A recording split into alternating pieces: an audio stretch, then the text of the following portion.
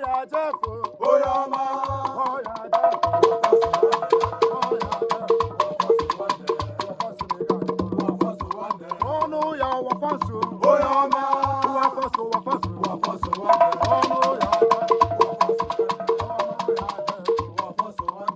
Happy birthday to you.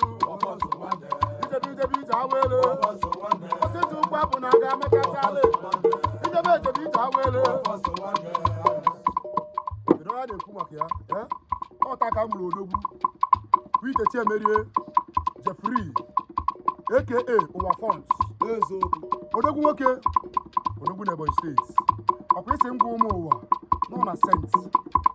Augustine Seminary School Ebonyi steeti ị gara akwụkwọ na ọ bụrụ na obere ihe n'ọfọ n'aka Ikechi.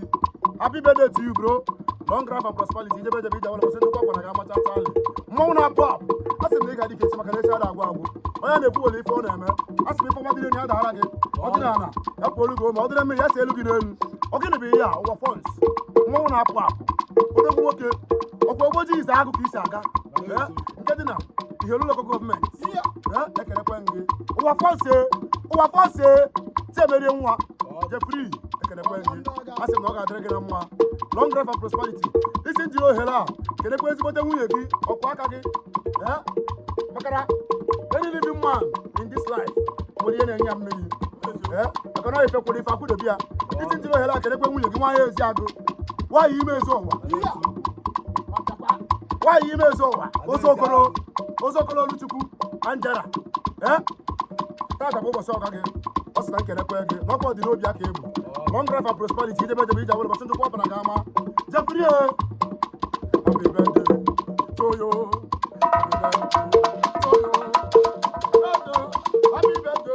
Happy birthday to you. What was? Happy birthday to you.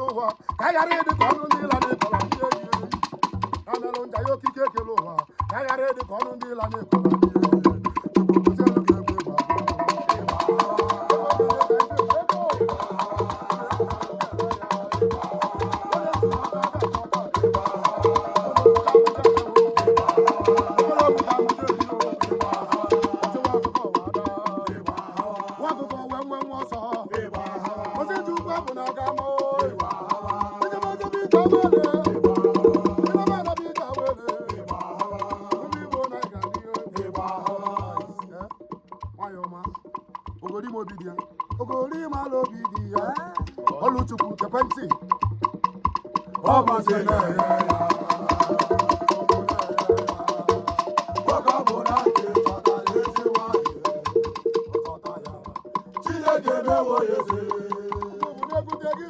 Yeah.